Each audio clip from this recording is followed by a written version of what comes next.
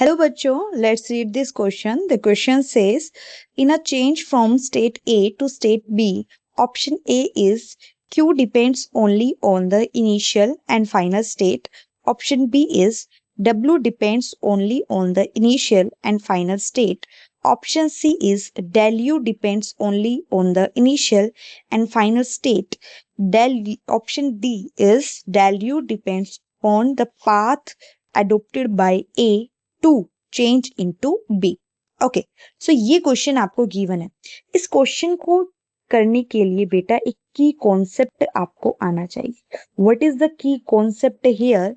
That is the term that is path function, और आपको एक स्टेट फंक्शन के बारे में आइडिया होना चाहिए। Path function and state function अगर आपको पता है तो आप कर सकते हैं इस वाले क्वेश्चन। ठीक है, अगर मैं बात करूं सबसे पहले what is the path function, अगर मैं बात करूं पाथ फंक्शन के बारे में, तो बेटा पाथ फंक्शन ऐसा फंक्शन होता है which depends on path follower.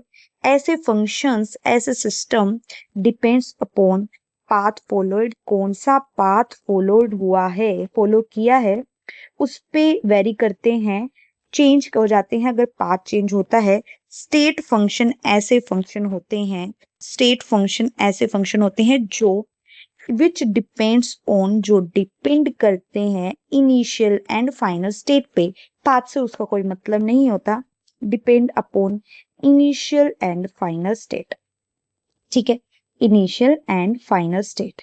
Okay, तो इस क्वेश्चन के अंदर सबसे पहले हमें यही जानना पड़ेगा कि out of this Q, out of this W, out of this value कौन सा स्टेट फंक्शन है, कौन सा पाथ फंक्शन। ठीक है, अगर मैं बात करूं इंटरनल एनर्जी की, तो डेल यू आपका इक्वल होता है U2 minus U1।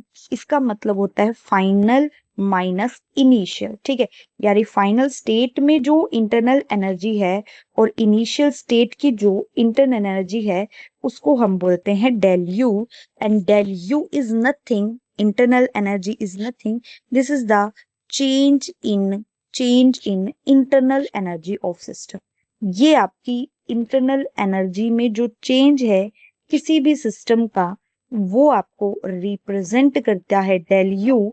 U2 final internal energy, U1 initial internal energy. Okay, अगर हम बात करते हैं Q is the heat and W that is the work. Work is also energy, heat is also energy. तो work और heat depend करती है बेटा पाथ पे। अगर मैंने A से B का कोई पाथ रखा कि A से B हमें जाना है, एक पाथ इस तरीके से जाना है और एक ऐसे घूम फिर के आपको जाना है, तो पक्का ये फर्स्ट पाथ है, ये आपका सेकंड पाथ है। तो पाथ नंबर सेकंड के अंदर हीट और वर्क उन दोनों की वैल्यू डिफरेंट होगी as compare to path one से।